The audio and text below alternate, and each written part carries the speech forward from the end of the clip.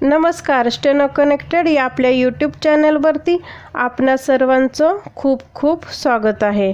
आपण आपल्या चॅनलवरती फ्री क्रॅश कोर्स सुरू केलेला आहे आणि ह्या क्रॅश कोर्सच्या माध्यमातून काही सीरीज सुरू केलेल्या आहेत। एमपीएससी स्टेनोग्राफर डिक्टेशन सीरीज आणि माननीय मुख्यमंत्री यशवंतराव चव्हाण यांची निवडक भाषणे ही डिक्टेशन सीरीज सुरू केलेली आहे आणि आज आपण जिल्हा न्यायालय स्टेनोग्राफर डिक्टेशन सीरीज सुरू करत आहोत। त्यामध्ये आपण लीगल पॅसेज घेणार आहोत। तत्पूर्वी तुम्ही आपले चॅनल सबस्क्राइब केले नसेल तर सबस्क्राइब करून घ्या। आपली लिंक आपल्या मित्रमैत्रिणींना जास्तीत जास्त शेअर करा जेणेकरून त्यांनाही याचा फायदा होईल। 24 मार्च पर्यंत आपण एक टार्गेट सेट केलेला आहे। ते टार्गेट डिक्टेशन नंतर तुम्हाला सांगितलं जाईल। ठीक आहे, चला तर मग आपण सुरू करूयात। स्टार्ट। 9 ऑगस्ट 2012 रोजी 2 न्यायाधीशांच्या खंडपीठाने दिलेल्या आदेशानुसार 3 न्यायाधीशांच्या खंडपीठासमोर ही अपील दाखल करण्यात आली आहेत। ते पुढीलप्रमाणे परवानगी देण्यात आली आहे। या न्यायालयाच्या विविध खंडपीठामध्ये तसेच सर्व उच्च न्यायालयामध्ये लक्षणीय मतभेद असल्याबाबत पक्षकारांच्या विद्वान अधिवक्ते सहमत आहेत।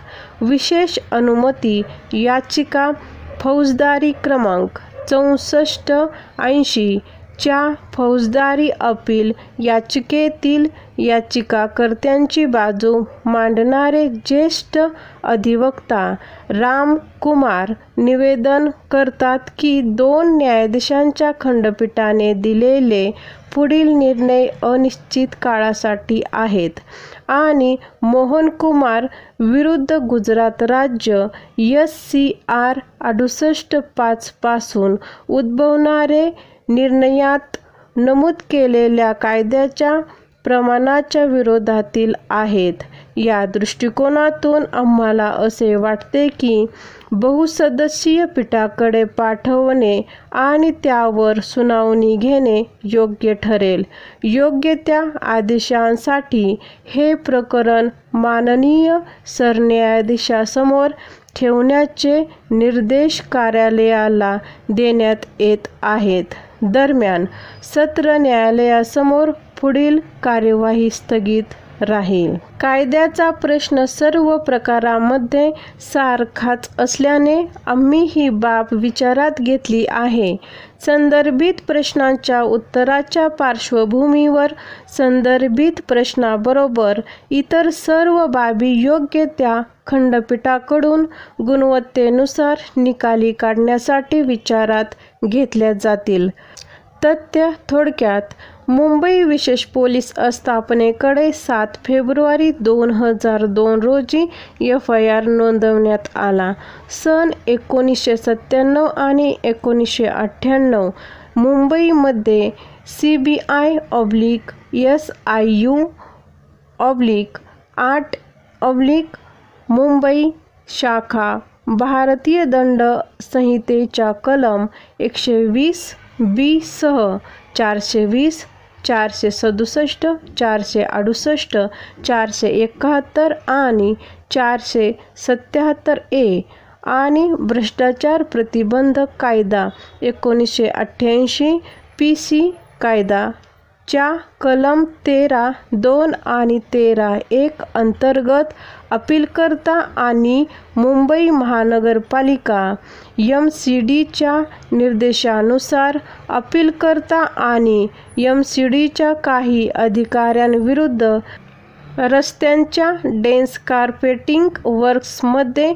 वापरण्यासाठी बिटुमेनच्या वाहतुकीशी संबंधित तेल कंपन्यांच्या बनावट पावत्या वापरून MCDने नुकसान केल्याचा आरोप केला आहे। तपासानंतर प्रतिवादी CBIने 28 नोव्हेंबर 2006 रोजी विशेष न्यायाधीश CBI नवी दिल्ली यांच्यासमोर अपीलकर्ता आणि MCDच्या काही कर्मचाऱ्यांविरोधात आरोपपत्र दाखल केले अपीलकर्त्यांनी विशेष न्यायाधीश CBI यांच्याकडे वगळण्यासाठी दोषमुक्तीसाठी अर्ज दाखल केला.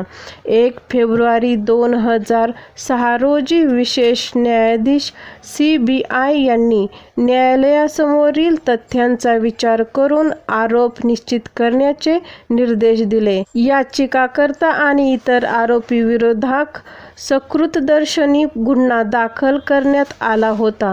आरोप निश्चित करण्याच्या आदेशाविरोधात अपीलकर्त्यांनी मुंबई न्यायालयात फौजदारी पुनरीक्षण क्रमांक 321/2006 दाखल केला. सदर पुनरीक्षक याचिका ही रीट याचिका फौजदारी क्रमांक 352/2009 मध्ये रूपांतरित करण्यात आली. विद्वान एकल न्यायाधीशांनी विभागीय खंडपीठाच्या विचारार्थ कायद्याच्या खालील प्रश्नांचा संदर्भ दिला. भ्रष्टाचार प्रतिबंधक कायद्याच्या तरतुदीनुसार विशेष न्यायाधीशांनी तयार केलेला आरोप अंतरिम आदेश आहे का?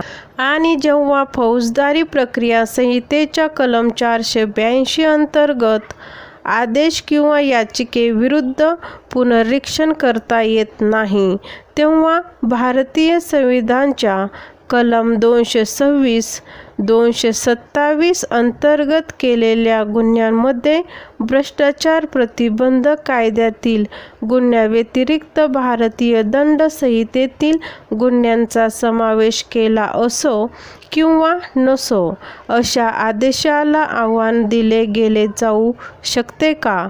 विद्वान एकल न्यायाधीशांविरुद्ध सेंट्रल ब्युरो ऑफ इन्व्हेस्टिगेशन आणि RP विरुद्ध सेंट्रल ब्युरो ऑफ इन्व्हेस्टिगेशन मधील न्यायालयाच्या पूर्वीच्या 2 एकल खंडपीठाच्या निर्णयामध्ये घेतलेल्या परस्पर विरुद्ध मतांचा संदर्भ दिला.